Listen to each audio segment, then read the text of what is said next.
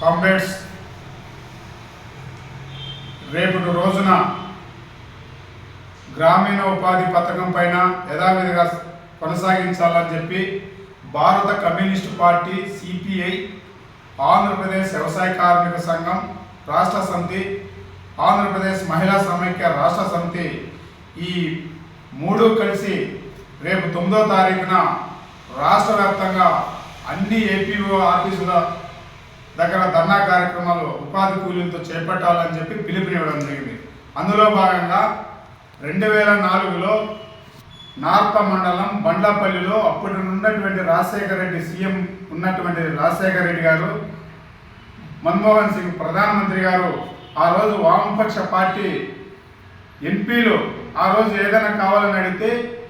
దేశ స్థాయిలో దేశ ప్రజలకు గ్రామీణ ఉపాధి పథకాన్ని సాధించి ఒక హక్కుగా పెట్టినటువంటి గ్రామీణ ఉపాధి పథకం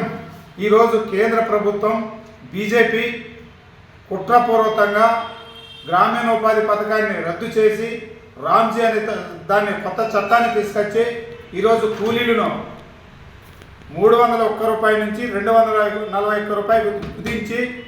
125 రోజులు పని దినాలు కల్పిస్తామని చెప్తున్నారు. కూలీ రేట్లు అయితే 3 రోజులు ఉన్నప్పుడు 301 రూపాయలు ఉన్నది, ఇప్పుడు 241 రూపాయలకి కుదించింది. కొన్ని చట్టాలు, గ్రామీణ ఉపాధి పథకంలో ఉన్న చట్టాలన్నీ తుంగలో తొక్కి వాటిని తక్షణమే ఉపసంహరించుకోవాలని చెప్పి మేము కోరుతూ, అదేవిధంగా గ్రామీణ ఉపాధి కూలీలు ఈరోజు ఈ రామ్జీ చట్టం అమలు చేస్తే ఖచ్చితంగా మళ్ళీ గ్రామీణ ప్రాంతాల్లో ఉన్నటువంటి గ్రామీణ ఉపాధి కూలీలు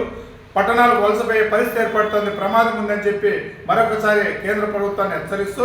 అదేవిధంగా గ్రామీణ ఉపాధి పథకం 200 పని రోజులు కల్పించాలి, రోజువారీ కూలీ రేట్లు 700 రూపాయలు కల్పించాలి, అదేవిధంగా గ్రామీణ ప్రాంతంలో పనిచేస్తున్న ఉపాధి కూలీలకు పనిముట్లు పంపిణీ చేయాలి, పనిచేసే చోట ప్రదేశంలో టెంట్ వేయాలి, మద్య ప్యాకెట్లు, మౌలిక సదుపాయాలు కల్పించాలి, పెండింగ్లో ఉన్నటువంటి బకాయిలు చెల్లించాలని చెప్పి, అందులో శ్రీ సత్యసాయి జిల్లాలో ఎక్కడ కూడా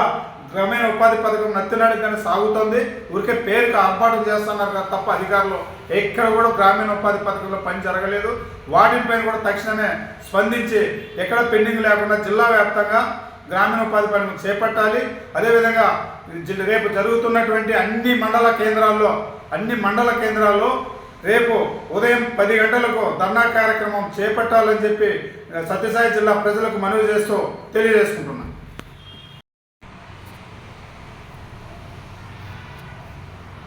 ఈరోజు సిపిఐ, భారత కమ్యూనిస్ట్ పార్టీ, ఆంధ్రప్రదేశ్ వ్యవసాయ కార్మిక సంఘం, అదేవిధంగా మహిళా సమైక్య, ఈ మూడు పార్టీలు కలిసి ఈ బీజేపీ నరేంద్ర మోడీ 11 సంవత్సరాలకు పైన అధికారంలోకి వచ్చి ఈవేళ కార్మిక చట్టాలన్నీ కూడా తుంగలపాలకెక్కాలనే ప్రయత్నాలు చేస్తున్నాడు. ఈ తుంగలపాలకెక్కే చట్టాలన్నీ కూడా ఈ సిపిఐ, భారత కమ్యూనిస్ట్ పార్టీ, అదేవిధంగా వ్యవసాయ కార్మిక సంఘం, మహిళా సమైక్య, ఈ 3 పార్టీలు కూడా ఈ నెల 9వ తారీఖు రేపు జరగబోయే ధర్నా కార్యక్రమానికి జిల్లా వ్యాప్తంగా మొత్తం అంతా కూడా అన్ని నియోజకవర్గాల్లో కూడా ఈ కార్యక్రమం జరుగుతుంది. ఈ కార్మిక అంతా కూడా దీన్ని జయప్రదం చేయాలని చెప్పి కోరుతూ